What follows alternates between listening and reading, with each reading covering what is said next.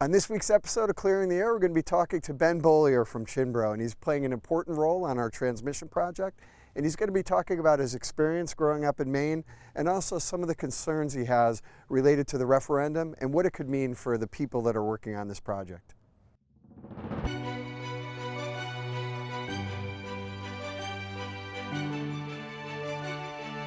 I'm Thorn. This show allows me to talk with Mainers working on the most important clean energy project to ever come to our state. We discuss how this project is providing jobs and other benefits today while creating clean energy for a better tomorrow.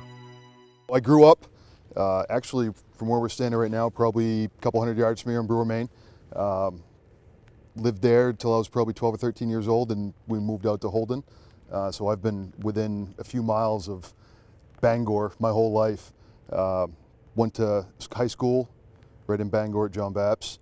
Went from there to the University of Maine, got a degree in mechanical engineering technology at the University of Maine. I worked out of the state trying to keep my home here, but I worked in many other states from North Carolina to Vermont, Massachusetts, New York, New Hampshire, everywhere but Maine for the first 7-8 years of my career. That's the nature of our business, is we travel around a lot to a lot of the bigger projects in different states. So it's great to be back working on a project here locally. Last night at the debate, they again talk about these temporary jobs, and maybe just talk a little bit about how that feels to you, but also what effect it has on you and your family when you do have to travel.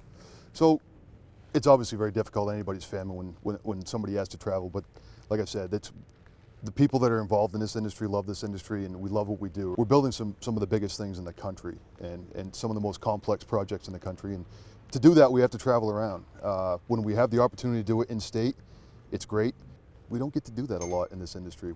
We tend to travel a lot, and it's just part of the work, right? So temporary jobs, there's no such thing as a temporary job in construction, right? It's a career, just depends on where we happen to be working at that time. As a project manager, it sounds like a lot of responsibility. Talk a little bit about what part of the project you guys are working on and what your role is and kind of what you do on a day-to-day basis. We're installing all the poles on the right-of-way, and we're hanging the wire and doing the connection from point to point. We are also building, as another contract, Cianbro is building the transfer station, the connecting station down in Lewiston as well. So part of my job is working directly with NECEC, it's working with our clients, it's working with the designer, it's making sure materials are coming in from our suppliers, from NECEC suppliers, on site, on time, and we get out there and put the project up safely. I remember when we first started construction up there, some of the local businesses up there were running out of gas, so they had to actually kind of reposition how much fuel they're buying in order to be able to meet all the trucks and all the work that's been going on up there. And we're trying to help out the local community as well, right? We did a little work for the local schools, helping them out with taking some radio towers down. They'd had a hard time getting down. We had some equipment up there that could easily do it, and for us, with the material and equipment we have and the team members we have, it's a few-hour job. But for them to have been able to get somebody up there and haul a crane up and do that kind of work, it would have been very costly. And we helped them out. It was good for the community. We helped the little ski area out up there as well, just doing some yard work. It's not really yard work for us, it's yard work, but some heavy gravel work for them in their driveway, and helped them with some of their drainage. So I think our presence up there has been beneficial to the town and the local area. And I can't tell you how proud I am of our whole team, all the people that have worked so hard to get to this point. And I can tell you how proud our whole project team is of all of you, and our executive team. Earlier today, both of us were up in Bingham bright and early at 7 o'clock in the morning, watching the sun come up with a beautiful moon up in the sky. Talking to all the different crews, all the hardworking Mainers that are working on this project.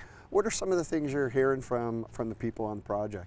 A lot of guys a lot of the team members are really worried about where this is going to go, right? If the yes vote does pass, and this job does happen to get shut down or slowed up, they don't know where they're going to go work, right? A lot of these guys are either going to have to travel out of state again, be away from their families, back in projects, Indiana, elsewhere, and they're worried about that, right? They want to be able to work here and finish this project out for the next couple of years, and I get calls all the time, and have been for the last year, about team members that want to come and work on this project because they do want to be close to home and they want to have something solid for the next couple of years.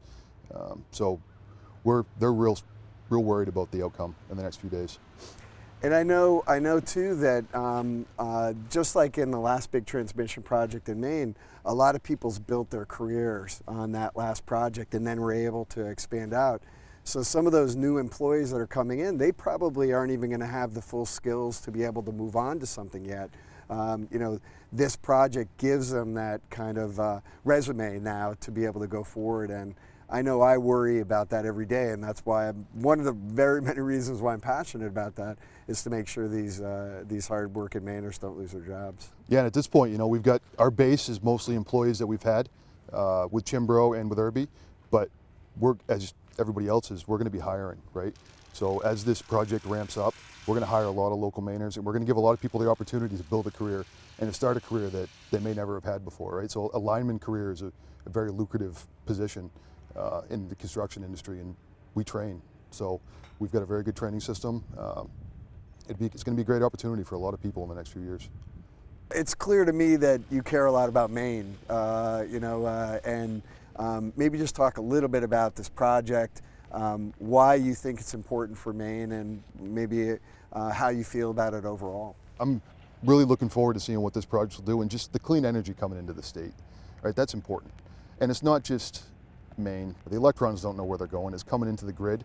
It's going everywhere. And as a nation, we need more clean energy, and it's got to come from somewhere, and it's got to go through somewhere, right? And I think this is a great addition to the state. One of the most recent trips I had on the corridor, actually, we were walking down the right-of-way for a good chunk, and then I saw a deer stand right on the edge of the focusing in towards the right-of-way. Yeah, and that's where you want to hunt, right? Maine is we've got a lot of thick undergrowth in this state, and it's very difficult to get long sight lines. Most people like to have a little bit of distance to be able to see when you're hunting, and the best place you can find that is fields and power lines. It was great to meet you here, and I'm looking forward to continually work on the project. Great. Thank you very much.